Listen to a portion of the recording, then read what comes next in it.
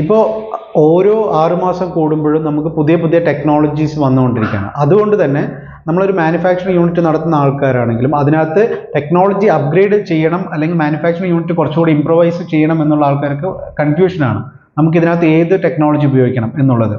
അപ്പോൾ അതിനെക്കുറിച്ചാണ് നമ്മൾ ഇന്ന് വീഡിയോയിൽ ഡിസ്കസ് ചെയ്യുന്നത്. നേരെ നമുക്ക് വീഡിയോയിലേക്ക് പോകാം. ആദ്യം തന്നെ നമുക്ക് PLC വേണ്ട, നമുക്ക് റിലേനെ കുറിച്ച് പറയാം. ചിലപ്പോൾ വളരെ സിമ്പിൾ ആപ്ലിക്കേഷൻ ആയിരിക്കും. നമുക്ക് എന്തെങ്കിലും ഒരു ലോജിക്, അതായത് ഒരു ഓൺ ഓഫ് ആപ്ലിക്കേഷൻ, വളരെ ചെറിയ രീതിയിലുള്ള ലോജിക്. ഞാൻ ഈ പറയുന്നത് ഇലക്ട്രിക്കലുമായി ബന്ധപ്പെട്ടിട്ടുള്ള ആൾക്കാർക്ക് പെട്ടെന്ന് മനസ്സിലാവും. എനിവേ, ചെറിയ കോൺസെപ്റ്റ് ആണെങ്കിൽ നമുക്കൊരു കൺവെയർ ഓൺ ആവണം, ഓഫ് ആവണം, അല്ലെങ്കിൽ ഒരു മിക്സിംഗ് ആപ്ലിക്കേഷൻ ഉണ്ട്, ജസ്റ്റ് ഓൺ ഓഫ് മാത്രമേ ഉള്ളൂ. അത്തരം പർപ്പസിന് നമുക്കൊരു റിലേ ഉപയോഗിച്ചിട്ടോ കോണ്ടാക്ടർ ഉപയോഗിച്ചിട്ടോ നമുക്ക് ചെയ്യാവുന്നതേ ഉള്ളൂ. വലിയ ടൈമിങ്ങും കാര്യങ്ങളൊന്നും അതിനകത്ത് ഇല്ലെങ്കിൽ. ഓക്കെ, ഇതാണ് നമുക്ക് ചെയ്യേണ്ടത്. അടുത്തൊരു ടെക്നോളജിയാണ് നമുക്ക് PLC എന്ന് പറയുന്നത്. PLCയിലേക്കൊക്കെ പോകണമെങ്കിൽ നിങ്ങൾക്ക് മിനിമം കുറച്ച് ലോജിക് ഉണ്ടാവണം. ഫോർ എക്സാമ്പിൾ, A എന്ന് പറയുന്ന ഐറ്റം പമ്പ്, അത് ഓൺ ആയാൽ മാത്രമേ B ഓൺ ആവാൻ പാടുള്ളൂ. B ഓൺ ആയതിനു ശേഷം ആഫ്റ്റർ ഒരു 10 സെക്കൻഡ്സ് കഴിഞ്ഞിട്ട് മാത്രമേ C എന്ന് പറയുന്ന ഒരു ലൈറ്റ് ഓൺ ആവാൻ പാടുള്ളൂ. അത് കഴിഞ്ഞാൽ ഒരു ഹീറ്റർ ഓൺ ആവണം. അങ്ങനെ ഒരുപാട് തരം പ്രോസസ് ഇൻസ്ട്രുമെൻറ്റ്സ് അല്ലെങ്കിൽ ഔട്ട്പുട്ട്സ് നമുക്ക് പല സമയങ്ങളിലും പല രീതിയിലും നമുക്ക് ഓൺ ആക്കണം, ഓഫ് ആക്കണം. അതിൻ്റെ എല്ലാ രീതിയിലും നമുക്ക് കൺട്രോൾ ചെയ്യണമെങ്കിൽ നമുക്ക് PLC വേണം. അതുപോലെ ഇത്ര സമയം ഓൺ ആവാൻ പാടുള്ളൂ, ഇത്ര സ്ലോ ആയിട്ട് വർക്ക് ചെയ്യണം, അത് കഴിഞ്ഞാൽ ഇത്ര ടൈം കഴിഞ്ഞാൽ ഓട്ടോമാറ്റിക്കലി അത് ഓഫ് ആവണം. അത്തരം ഒരുപാട് കോംപ്ലിക്കേഷൻസ് പ്രോസസ്സിനകത്ത് ഉണ്ടെങ്കിൽ തീർച്ചയായിട്ടും നമുക്ക് അവിടെ ഒരു PLCയിലോട്ട് പോകേണ്ട അത്യാവശ്യമുണ്ട്. ഓക്കെ, ഇനി നമുക്ക് വരുന്നതാണ് HMI എന്ന് പറയുന്നത്. ഈ PLCയിൽ നിർത്തേണ്ട ആപ്ലിക്കേഷൻ ഉണ്ട്. ചില ആപ്ലിക്കേഷൻ നമ്മൾ അതിനകത്ത് പുറത്തുനിന്നൊന്നും കൺട്രോൾ ചെയ്യുന്നില്ല. ജസ്റ്റ് നമ്മൾ PLCയിൽ പ്രോഗ്രാം ചെയ്യുന്ന ഈ പറയുന്ന പ്രോസസ്സ് നമുക്ക് നടന്നുകൊണ്ടേ ഇരിക്കുന്നു. വേറെ ഒന്നും അതിനകത്ത് ചേഞ്ച് ചെയ്യേണ്ട ആവശ്യമില്ല എന്ന് വിചാരിക്കാം. അതിനാണെങ്കിൽ PLC ഉപയോഗിക്കാം.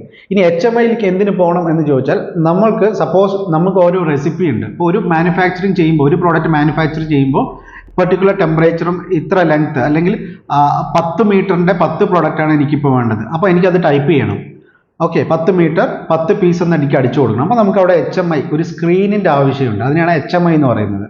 അതേപോലെ നമുക്ക് പല രീതിയിൽ അതിനകത്ത് മോഡുലേഷൻസ് വരുത്തണമെങ്കിൽ, ഈ പറയുന്ന ടൈമിങ്ങിൻ്റെ ഡിഫറൻസസ്, അല്ലെങ്കിൽ സ്പീഡ് കൂട്ടണമെങ്കിൽ, അല്ലെങ്കിൽ ക്വാണ്ടിറ്റി കൂട്ടണമെങ്കിൽ, അങ്ങനെ പല രീതിയിൽ നമുക്ക് പ്രോസസ്സിനെ എഡിറ്റ് ചെയ്യണമെങ്കിൽ, അതിനകത്ത് മാറ്റങ്ങൾ വരുത്തണമെങ്കിൽ എപ്പോഴും PLCക്ക് അകത്ത് കയറി പ്രോഗ്രാം നമുക്ക് ചേഞ്ച് ചെയ്യാൻ കഴിയില്ല. അപ്പോൾ അതിന് പകരം എന്ത് ചെയ്യണം? HMI എന്ന് പറയുന്ന ഹ്യൂമൻ മെഷീൻ ഇൻ്റർഫേസ് എന്ന് പറയും, ഒരു ഡിസ്പ്ലേ എന്ന് പറയും. അതിനകത്ത് നമുക്ക് കയറി എഡിറ്റ് ചെയ്യാൻ പാകത്തിന് നമുക്കത് അപ്ഗ്രേഡ് ചെയ്യേണ്ട ആവശ്യമുണ്ട് അത്തരം ആൾക്കാർക്ക്. അപ്പോൾ നിങ്ങൾക്ക് ഏതാണോ സ്യൂട്ടബിൾ അത് മാത്രം നിങ്ങൾക്ക് ശ്രദ്ധിച്ചാൽ മതി. ഓക്കെ, ഇനി ഇതിലൊന്നും പോരാ, നമുക്ക് ടോട്ടലി ഒരു പ്ലാന്റ്, ഒരു ഫോർ എക്സാമ്പിൾ ഒരു 1 ഏക്കർ, ഒരു 2 ഏക്കർ വരുന്ന മലബാർ സിമെന്റ്സ് ഒക്കെ പോലെ വലിയ ഒരു പ്ലാന്റ് ആണെങ്കിൽ, ആ പ്ലാന്റിലെ each and every input, temperature, pressure, measuring instruments, അതുപോലെ പമ്പ്, മോട്ടേഴ്സ്, കൺവേഴ്സ്, എല്ലാ ഇലക്ട്രിക്കൽ എക്യുപ്മെന്റ്സും എല്ലാം കൂടെ നമ്മൾ ഒരു കൺട്രോൾ റൂമിനകത്തോട്ട് കൊണ്ടുവന്ന് അവിടെ നിന്ന് മോണിറ്റർ ചെയ്യുകയും അതുപോലെ തന്നെ കൺട്രോൾ ചെയ്യേണ്ടിയും ആവശ്യമുണ്ടെങ്കിൽ നമുക്ക് അവിടെ SCADA ഉപയോഗിക്കേണ്ടതാണ്. Okay, SCADA means supervisory control and data acquisition എന്ന് പറയുന്നത്. അപ്പോൾ നമുക്ക് കംപ്ലീറ്റ്ലി ആ പ്ലാന്റിന്റെ കൺട്രോൾ നമ്മുടെ സിസ്റ്റത്തിനകത്തോട്ട് വരും.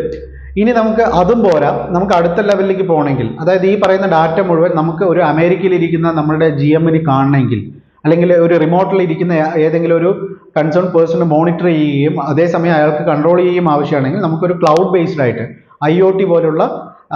IIoT പോലുള്ള കോൺസെപ്റ്റിലോട്ട് പോയി നമുക്കതിനെ മോണിറ്റർ ചെയ്യാവുന്നതാണ്, അതേപോലെ കൺട്രോളും ചെയ്യാവുന്നതാണ്.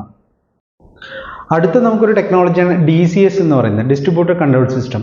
ഇത് ഓൾമോസ്റ്റ് സിമിലർ ലൈക്ക് SCADA തന്നെയാണ്. പക്ഷേ ഡിഫറൻസ് എന്താണെന്ന് വെച്ചാൽ കുറച്ചുകൂടെ സേഫ്റ്റി കൂടുതലാണ്. ഇപ്പോൾ നമ്മൾ ഫോൺ ഉപയോഗിക്കുമ്പോൾ ആപ്പിളിൻ്റെ ഫോൺ കുറച്ചുകൂടെ സേഫ്റ്റി ആണെന്ന് പറയില്ലേ, അതേപോലെ തന്നെ കുറച്ചുകൂടെ സേഫ്റ്റി കൂടുതലാണ് ഈ DCS എന്ന് പറയുന്നത്. അതേപോലെ തന്നെ കുറച്ചുകൂടെ പ്രോസസ് ഓറിയൻറ്റഡ് ആണ്.